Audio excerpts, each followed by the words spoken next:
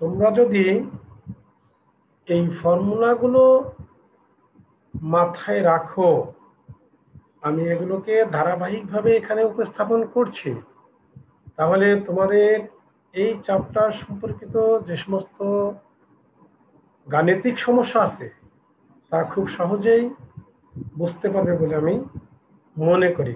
আমরা প্রথমেই দেখি break even point in unit, অর্থাৎ সমচ্ছেদ বিন্দু এককে নির্ণয়ের সূত্র। তাহলে আমরা দেখছি break even point in unit equal to fixed cost divided by sales minus variable cost. এই সূত্রটিকে অন্যভাবেও লেখা যায়, আমরা দেখি কিভাবে লেখা যায়। তাহলে লেখা যায় fixed cost divided by contribution margin. তাহলে আমরা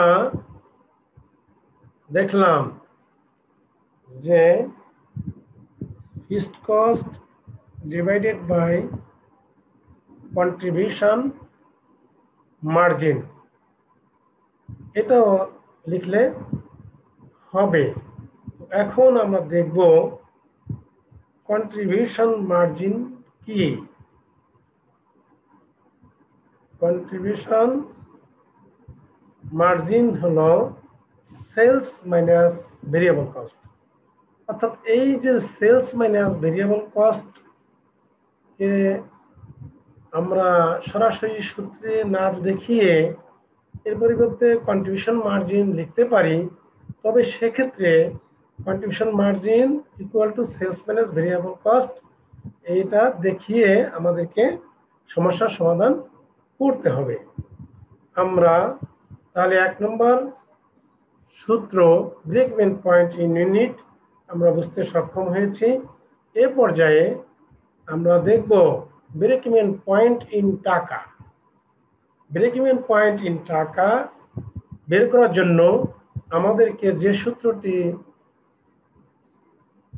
জানতে হবে তা হলো fixed cost divided by sales minus variable cost into sales. আমরা সেলস মাইনাস ভেরিয়েবল কস্টের নিচে ভাগ সেলস দেওয়া যে কথা, গুণ সেলস দেওয়া একই কথা, কাজেই সূত্রটিকে এভাবে আমরা দেখাতে পারি। অর্থাৎ এই sales minus variable cost divided by sales লেখা যায়, অথবা ইনটু আকারে সেলস দিলেও চলবে। এই সূত্রটিকে আবার অন্যভাবেও দেখানো যায়, আমরা দেখি অন্যভাবে কিভাবে দেখানো যায়। সেক্ষেত্রে আমরা দেখাতে পারি fixed cost divided by contribution margin ratio, অর্থাৎ সিএম রেশিও। তাহলে সিএম রেশিও কিভাবে নির্ণীত হয় আমরা একটু দেখে নেই। সিএম রেশিও কিভাবে নির্ণীত হয়, sales minus variable cost divided by sales. অর্থাৎ এটাকে সরাসরি আমি এখানেও বসাতে পারি, আবার সরাসরি এখানেও বসাতে পারি, আবার এটা পরিবর্তে কন্ট্রিবিউশন মার্জিন রেশিও লিখে আমি পাশে ওয়ার্কিং করে সিএম রেশিও নির্ণয় করতে পারি। এভাবে আমরা ব্রেক ইভেন পয়েন্ট ইন টাকার সূত্রটা লিখতে পারি। আমি এ পর্যায়ে আমরা ব্রেক ইভেন পয়েন্ট ইন টাকা সেটা বের করার ক্ষেত্রে আমরা এই সূত্রটাও ব্যবহার করতে পারি। অর্থাৎ যদি মার্জিন অফ সেফটি আমাদের বের করা থাকে, তাহলে সেক্ষেত্রে সেলস থেকে মার্জিন অফ সেফটি যদি আমরা বাদ দিই, তাহলে আমরা ব্রেক ইভেন পয়েন্ট ইন টাকা পেতে পারি। তো আমি এখন পরবর্তী আলোচনায় দেখছি যে মার্জিন অফ সেফটি কিভাবে নির্ণয় করা হয়। Margin of safety equal to actual sales minus break even sales, অর্থাৎ পরিকৃত বিক্রয় থেকে ব্রেক ইভেন সেলসকে বাদ দিলে যা থাকে তাই মার্জিন অফ সেফটি। আমি পরবর্তী স্লাইডে দেখি আমরা 3 নম্বর সূত্র কি। 3 নম্বর সূত্র হলো সিএম রেশিও বা পিভি রেশিও। সিএম রেশিও বলতে যা বোঝায়, পিভি রেশিও বলতে তাই বোঝায়। কখনো কখনো সিএম নামে থাকে, কখনো কখনো পিভি রেশিও নামে থাকে। কাজেই একই জিনিস, অর্থাৎ S minus VC divided by S into 100। আমরা পরবর্তী সূত্র দেখি, সিএম রেশিও। এই সূত্রটি যখন প্রশ্নে 2 বছরের তথ্য অর্থাৎ সেলস এবং প্রফিট পাশাপাশি দেওয়া থাকবে, সেক্ষেত্রে আমরা সিএম রেশিও নির্ণয় করার ক্ষেত্রে এই সূত্রটি ব্যবহার করব, অর্থাৎ changes in profit or loss divided by changes in sales. এই সূত্রটা তখন সিএম রেশিও নির্ণয়ের ক্ষেত্রে ব্যবহার করা হবে। পরবর্তী সূত্র, আমরা সিএম রেশিও বের করার একটি সূত্র আমরা ব্যবহার করতে পারি, অর্থাৎ 100% মাইনাস ভিসিআর। ভিসিআর বলতে বোঝায় ভেরিয়েবল কস্ট রেশিও।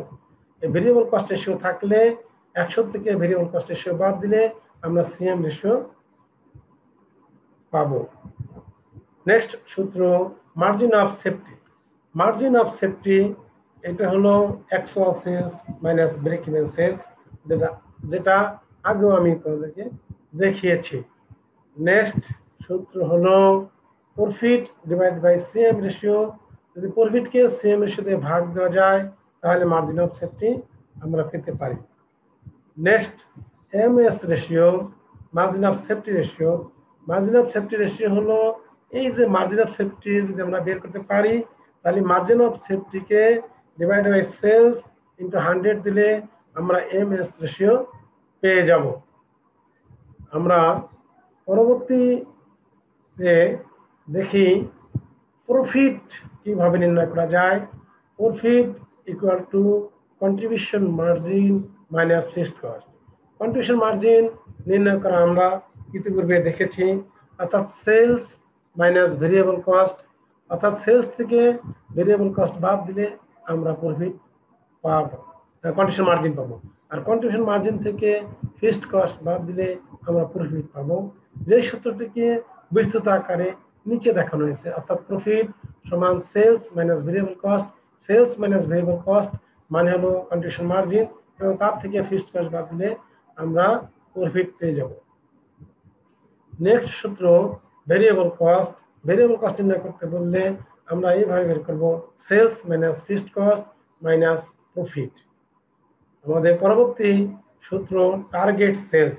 যদি টার্গেট সেলস জন্য টার্গেট প্রফিট দেওয়া থাকে তাহলে সেক্ষেত্রে আমরা টার্গেট সেলস নির্ণয় করার জন্য এই সূত্রটা ব্যবহার করব, fixed cost plus target profit divided by PVR, অর্থাৎ profit volume ratio, profit volume ratio, PV ratio, এটাকে ভাগ দিলে আমরা টার্গেট সেলস পাবো। কিন্তু প্রশ্নে যদি ট্যাক্স রেট দেওয়া থাকে তাহলে সূত্রটাকে এভাবে লিখতে হবে, অর্থাৎ fixed cost minus TP divided by 1 minus TR divided by PVR. এই সূত্র ব্যবহার করেও আমরা টার্গেট সেলস নির্ণয় করতে পারবো যখন আমাদের প্রশ্নে ট্যাক্স রেট দেওয়া থাকবে। নেক্সট সূত্রটা টার্গেট প্রফিট। টার্গেট প্রফিট নির্ণয় করতে বললে আমরা এই সূত্রটি ব্যবহার করব, অর্থাৎ sales into PVR minus fixed cost. এই সূত্রটা ব্যবহার করে আমরা টার্গেট প্রফিট নির্ণয় করতে পারবো।